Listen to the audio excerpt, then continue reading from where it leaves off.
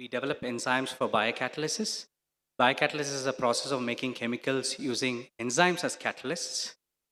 Usually, pharmaceuticals, nutraceutical, and agrochemical companies make their chemical entities using chemical catalysts and chemical processes. These processes are energy intensive. They work at high temperature, high pressure, and they are not good in giving yields greater than 90%. And very importantly, they are not good in making chiral molecules. Chiral molecules are mirror images. They are non-superimposable three-dimensional structures. And if you're trying to make a R-specific enantiomer using a chemical process, they also in the process give you S-specific enantiomer, which could be biologically toxic. On the other hand, enzymes are natural. They are conservative in terms of thermodynamics. The very moment something conserves energy, it becomes cost-effective and eco-friendly. And they are very good in giving yields greater than 95% or even 99%. And they are champions in making chiral molecules. If you're looking for R-specific enantiomer, they give you 99.9% R-specific enantiomer. Then why don't all the pharmaceutical companies switch their chemical processes to enzymatic processes? It's tough because although enzymes do most of the chemical reactions or all of the chemical reactions in a human cell, from breaking down of glucose to making the DNA, the very moment you take these enzymes and put it in a bioreactor, they don't work because you expose them to a synthetic or a semi-synthetic substrate and they are 1,000 times more concentrated than that of the cell. So they don't work. The good news is you can make them work by genetically modifying them. By genetically engineering, you will have a mutated protein and it might gain function against the substrate of interest and it might work in a laboratory or in a bioreactor.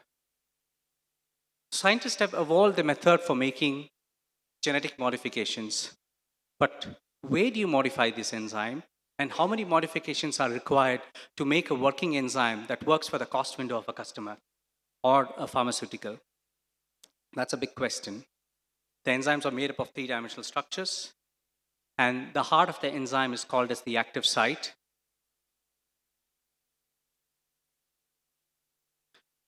Where the reaction takes place, and this is a very small component of the whole enzyme, where the substrate comes in contact with the substrate, substrate comes in contact with the enzyme. But there are a lot of other regions of the enzyme, domains, motifs, conformations, which actually governs the kinetic property of the enzyme. And most of the mutation actually takes place here that governs the activity. And the only information that we know, some rational information to design the enzyme, is only in the active site. So far, scientists have not delineated the mechanism of amino acids, which are far away from the active site. So it becomes, way back in 1970s, Professor Arnold Francis invented a method called as directed evolution method, for which he received the Nobel Prize in 2018, which is a brute force random mutagenesis method. So they randomly mutate the protein, and if you're lucky, you will have a working enzyme. So even using that method, and that's the only method that has been used by present day companies or research organizations for developing enzymes. So you have to generate close to thousands of lab experiments, or on an average 100,000 enzyme variants, 100,000 or 200,000 lab experiments to come out with an enzyme that works for a pharmaceutical. So most of the pharmaceuticals shy away from this kind of projects. They don't use enzymes. To this end,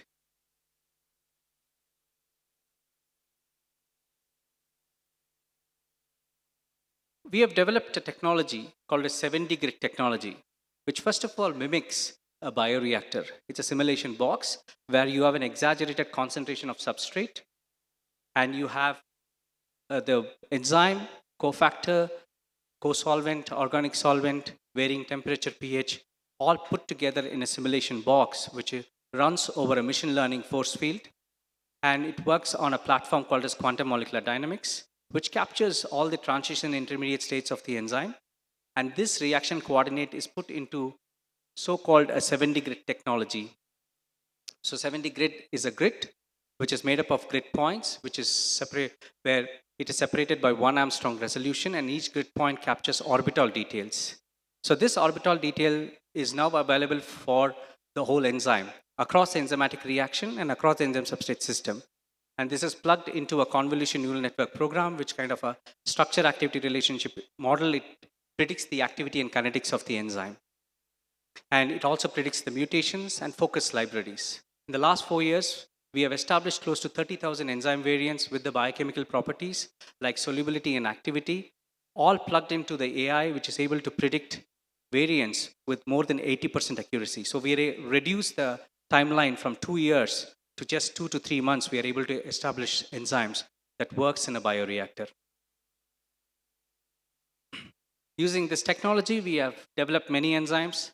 6 enzymes are already FDA approved processes for making API, which our customers are using. A couple of examples which I would like to present here is one where we have used 5 different engineered enzymes and plugged into a bacteria using CRISPR-Cas technology, which can now convert a component from coal tar to vitamin.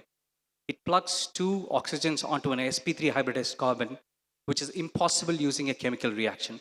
The enzymes do it, the engineers' enzymes do it, where it converts a component from coal tar to a vitamin.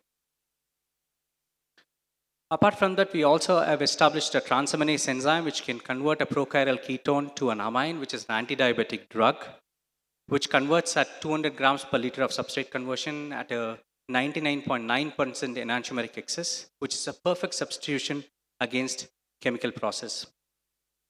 And we have established a hydrolase enzyme, which also converts an insoluble substrate to a product, which is an antidepressant.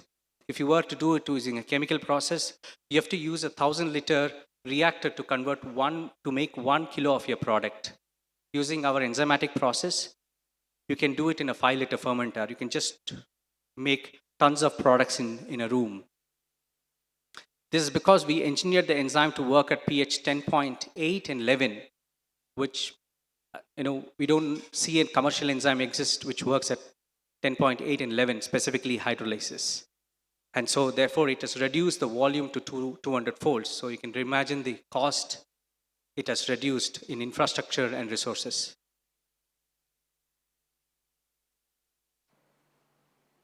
We are also working on projects where we do enzymatic fluorination.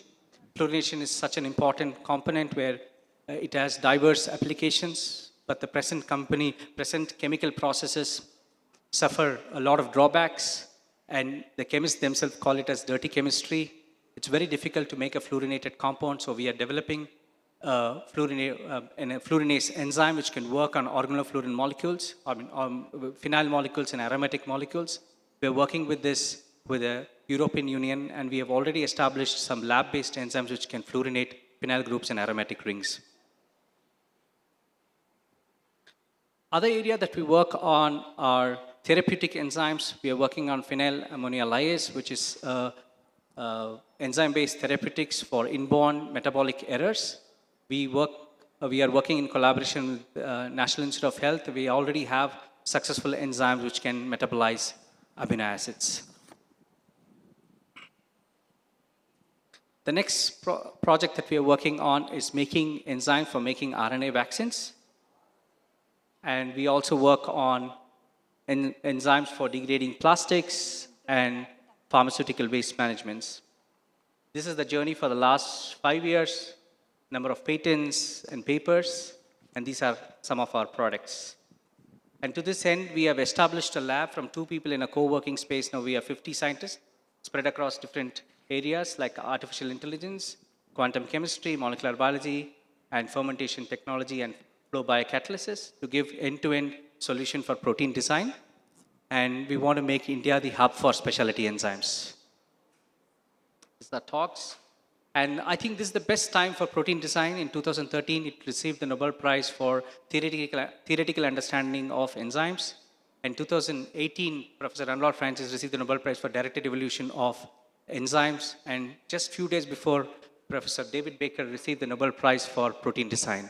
Any youngster in this place can choose this as their career path. Thank you so much for the opportunity.